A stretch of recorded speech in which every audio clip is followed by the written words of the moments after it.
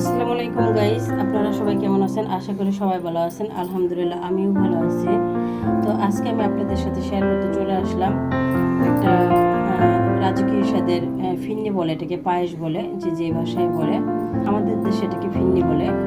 তো আজকে আমি সেটা আপনাদের সাথে শেয়ার করব কিভাবে রেসিপি এটা বানাই। কাজু বাদাম নিয়েছি, কাজু বাদামটা দিয়ে দিব। এটার মাঝে আমি কিছু চাল নিয়েছি, পোলার চাল, আমার পরিমাণ মতো, আমার যতটুকু লাগবে। সো আপনারা আপনাদের মতো নিতে পারেন। দিয়ে দেবো আমি কিছু কাঠবাদাম, দিয়ে দেবো আমি কিছু এলাচের গুঁড়া। এটাকে আমি পুরা এখন ব্লেন্ডার করবো, বেশি ব্লেন্ডার করবো না, আধা ভাঙ্গা করবো। আর আমি দেখেন আমি এই যে বিট করে নিয়েছি, এরকম করছি। সো আমি আপনাদের বোঝার জন্য ঢেলে দেখাই দিতেছি।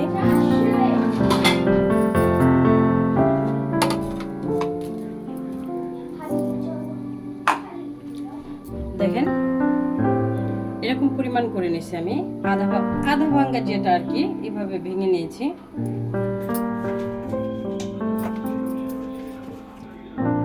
পানিটা আমার বেশি হয়ে গেছে, কমাই নিলাম। এখন দিয়ে দেবো গুঁড়া দুধ। আমি পুরা ফিন্নিটাই পাকাবো গুঁড়া দুধ দিয়ে, তো এই জন্য গুঁড়া দুধ দিয়ে দিলাম। তো গুঁড়াটা দুধটা আপনি পরিমাণ দিবেন, যে পরিমাণ আপনার লাগবে। আমার যতটুকু লাগতেছে, যত গুঁড়া দুধ বেশি দিবেন ততই মজা লাগবে, তত ঘন হবে এটা, বা পায়েসটা তত স্বাদ হবে। গুঁড়া দুধ দিতে কেউ কিপটামি করবেন না, কারণ গুঁড়া দুধে কিন্তু আপনার এই পায়েসটা স্বাদ হবে। আর এটার নাম কিন্তু এই রাজকীয় পায়েস বলা হয়েছে। তো দুধটা আমি ভালো করে মিশিয়ে নেব পানির সাথে, তারপরে দিয়ে দেব চালটা, যেটা আমি ভেঙে রাখলাম কিছুক্ষণ আগে।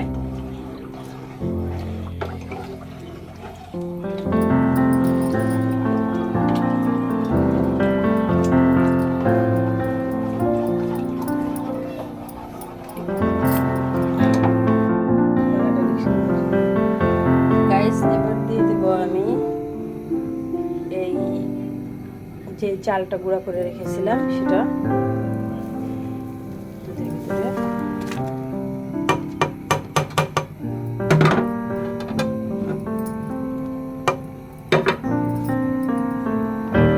এটা নাড়া দিয়ে রাখতে হবে, না হয় নিচে লেগে যাবে।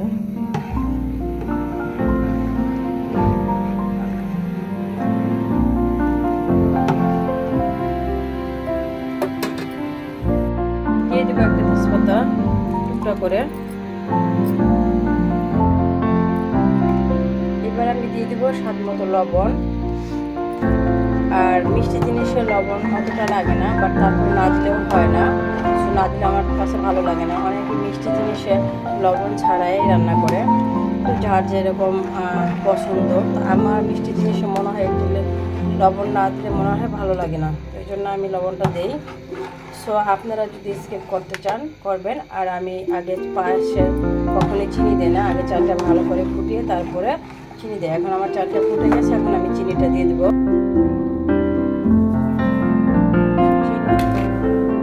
চিনিটা আমি এই জন্য পরে দেই, কারণ যখন আপনি প্রথম চালটা দিবেন দুধের সাথে, তখন যদি চিনিটা দিয়ে দেন, চালটা ভালো করে ফুটবে না, বিচি বিচি হয়ে থাকবে। সো আপনি চালটা সুন্দর করে ফুটিয়ে যখন দেখবেন আপনার পায়েসটা হয়ে গেছে, সো ওই সময় আপনি পায়েসের মাঝে চিনিটা দিয়ে দিবেন। তাহলে কি হয়, আর চিনিটা মানে পায়েসটা নষ্ট হয় না, মানে চালগুলো বিচি বিচি থাকবে না, ভালো মতন ফুটে যাবে। তো দেখেন আমার চালটা কিন্তু সুন্দর মতো এখন ফুটে গেছে। যেহেতু আমি চালটা ভেঙে দিয়েছি, দেখেন কত সুন্দরভাবে এটা সফট হয়ে গেছে, তার মানে চালটা ফুটে গেছে।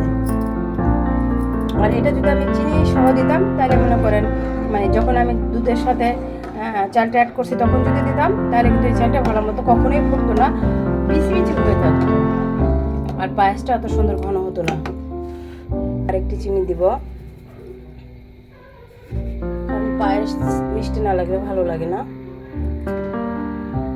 এখন আমি দিয়ে দেবো কটা কিশমিশ।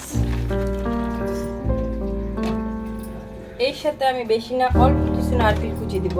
বিয়ে বাড়িতে দেয় না, বা অন্য কোথাও দেয় না, রেস্টুরেন্টও দেয় না। আমি ঘরে খাবো তো, বাট এই জন্য দিচ্ছি, কারণ নারকেলটা আমার অনেক প্রিয়। তো নারকেল না দিলে আমার কাছে ভালো লাগে না। যত মজাই হোক না কেন পায়েস, কখনো এটা করবেন না, নারকেলটা দিবেন না। সো আমি তো নিজেরা বাসায় খাবো, বাট বাড়ার কেউ নেই, বাট আমি এই জন্য নারকেলটা দিলাম। আর নারকেল দিলে আমার কাছে পায়েসটা খুব ভালো লাগে, এটার মজাটাই অন্যরকম থাকে, এই জন্যই দিচ্ছি। আমার নারকেলটা ঢেলেছিল তো, খুলতে একটু সময় লাগবে।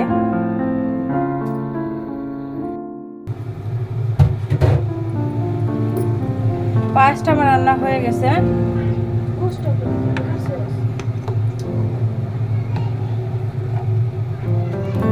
দেখেন, এটা আমি মানে রেখে দিই তাহলে আরো অনেক ঘন হয়ে যাবে, বাট এটা এ পর্যন্তই করবো। এবার আমি চুলাটা অফ করে দেব।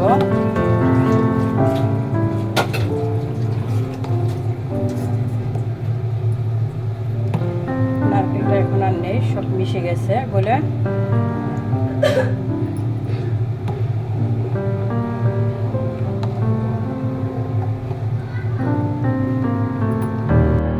গাইস, আমার পায়েস রান্নাটা রাজুকি যে পায়েস বা ফিরনি যেটাই বলে সেটা রান্না প্রপারলি শেষ করে আপনাদের ডেকোরেশন করে দেখিয়ে দিলাম এটা কতটাই আমি হয়েছে।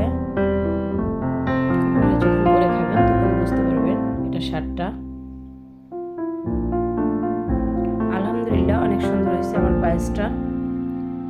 তো যদি আমার ভিডিওটা আপনাদের ভালো লাগে বা আমার রেসিপিটা ভালো লাগে তারা নিজেরা করে খাবেন।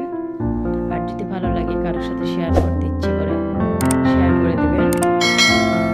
আর যারা আমার ফেসবুকের ফ্রেন্ড আছেন তারা আমাকে একটা ফলো দিবেন, একটা লাইক দিবেন, একটা কমেন্ট করবেন।